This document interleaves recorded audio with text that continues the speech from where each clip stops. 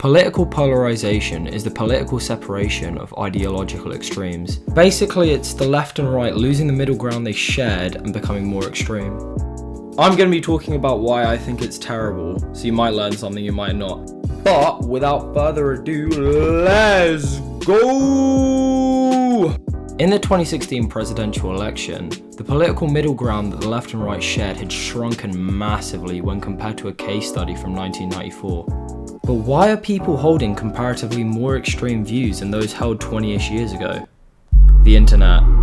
Yo, this is lit! Now you see Ernie is properly restrained here.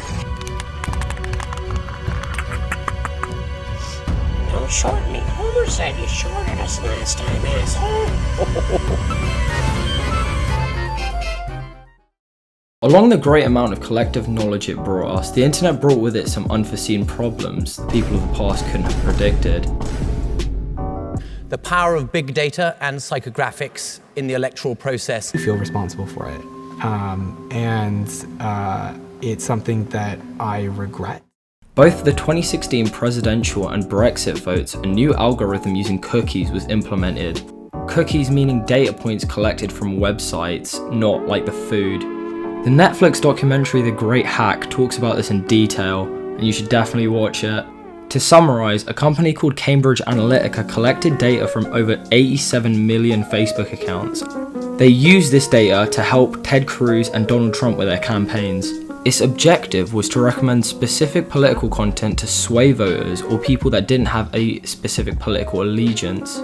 The purpose of this was to convince as of yet undecided voters to vote for the political party that had implemented this algorithm. In both cases, it recommended sway voters content that would make the right look good and paint a poor picture of the left. However, cookie personalized content for users is a problem that goes past just sway voters.